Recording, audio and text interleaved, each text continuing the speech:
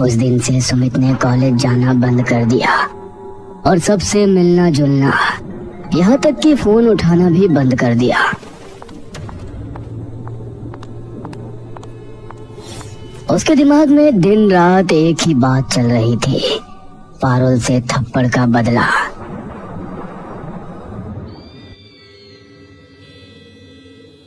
एक दिन सुमित लैपटॉप में कुछ देख रहा था कि तभी उसकी नजर एक वीडियो पर पड़ी, कर्ण पिशाचनी। सुमित ने तुरंत वो वीडियो ओपन किया और कर्ण पिशाचनी के बारे में गौर से सुनने लगा। कर्ण पिशाचनी को जिसने सिद्ध कर लिया वो अपने मन की सारी इच्छाएं पूरी कर सकता है। कर्ण पिशाचनी केवल सिद्ध करने वालों को ही दिखाई देती है और उसकी हर इच्छा पूरी करती है, यहाँ तक कि वो आपकी जीवन संगिनी की तरह आपका साथ देगी, आपकी हर बात मानेगी। लेकिन इसे सिद्ध करना आसान नहीं है। पुष्कर घाट में सैकड़ों ऐसे अघोरी हैं जिनके पास कर्ण पिशाचनी सिद्ध करने की प्राचीन किताबें और गुप्त ज्ञान है। ये सुनकर सुमित के दिमाग में एक नई योजना आ गई। उसने तुरंत अपना लैपटॉप बंद किया।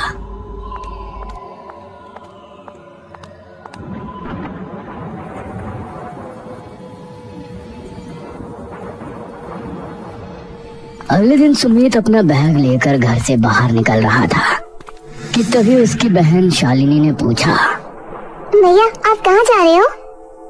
पुष्कर घाट, बस मेरा घूमने का मन कर रहा है।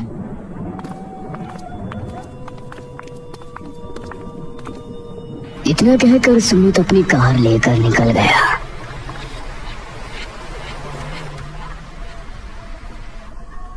कुछ घंटे बाद रात के सन्नाटे में सुमित पुष्कर घाट में खड़ा था। तभी उसे एक अघोरी दिखाई दिया। सुमित धीरे धीरे कदम बढ़ाकर उसके पास गया। क्या हुआ? तुझे शमशान घाट में डर नहीं लगता? चला जा।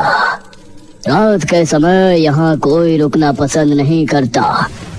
मैं यहाँ पर कुछ पता करने आया हूँ। क्या पता करने आया है? मैं कर्ण पिशाचनी को सिद्ध करना चाहता हूँ। ये सुनकर अघोरी की आंखों में अजीब सा डर दिखाई दिया। ऐसा सोचना भी मत, तू नहीं जानता, कर्ण पिशाचनी सुनने में बहुत अच्छी लगती है, लेकिन इसे सिद्ध करना आसान नहीं होता। सिद्ध करने वाले को इस पूरे ब्रह्मांड की सबसे कठिन परीक्षा देनी होती है, तभी कर्ण पिशाचनी उसके सामने आती है। परंतु वो जिस किसी के जीवन में आती है उसका जीवन नरक बन जाता है। लौट जा।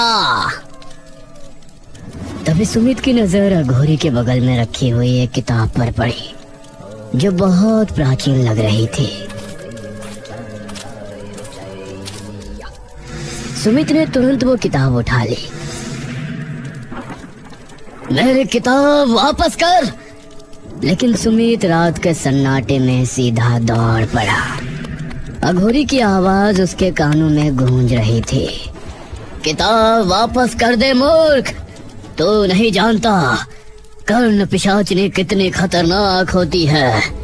उस दुनिया के दरवाजे मत खटखटा, वहां से कोई वापस नहीं आया। मगर सुमित की आंखों में केवल पारुल के लिए नफरत थी। वो अपनी कार में बैठा और सीधा अपने घर लौट आया।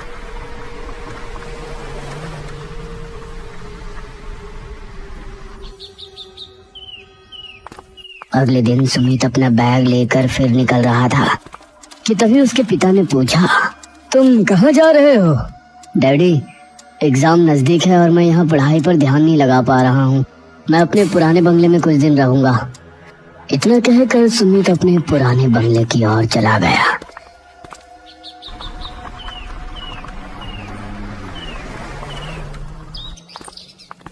सुमित पुराने बंगले में पहुंच गया।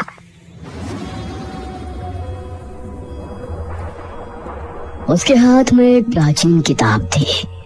वो धीरे धीरे उसे खोलकर पढ़ने लगा। पन्नों पर लिखे शब्दों को वो ध्यान से समझने की कोशिश करने लगा। कुछ ही देर में सब कुछ उसके लिए स्पष्ट हो गया। सुमित कमरे में गया जमीन पर गोल घेरा बनाया और आंखें बंद कर तंत्र मंत्र जैसा जाप करने लगा।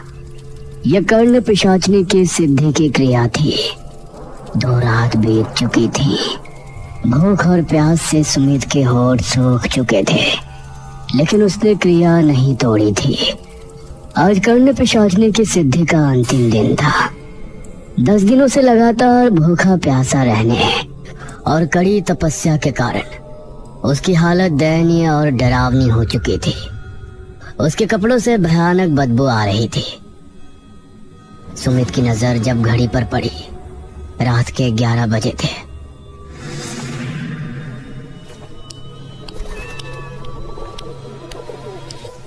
वो चुपचाप गोल घेरे में बैठ गया और तेज आवाज में मंत्र पढ़ने लगा।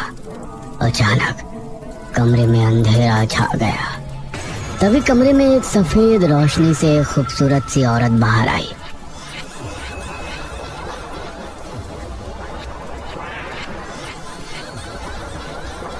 आखिर तुम मुझे अपने पास बुलाने में कामयाब हो ही गए। सुमित उसकी सुंदरता देखकर हैरान रह गया। अब से मैं तुम्हारी हूँ, लेकिन तुम्हें कुछ शर्तों का पालन करना पड़ेगा। कैसी शर्त? याद रखना, तुमने मुझे सिद्ध किया है। मैं तुम्हारी हर बात मानूंगी, तुम्हें हर सुख दूंगी, यहाँ तक कि पत्नी का सुख भी। लेकिन अब से तुम वही खाओगे और पियोगे जो मैं खाती और पीती हूँ। मुझे मंजूर है।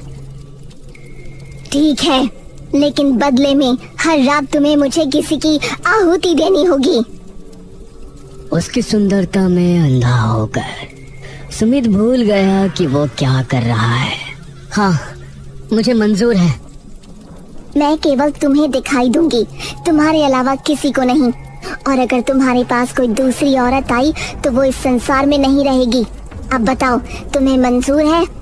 हाँ, मंजूर है।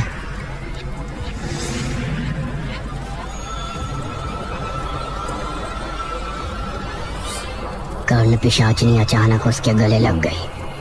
सुमित के मन में अजीब सा तूफान उठने लगा, लेकिन उसने खुद को संभाल लिया।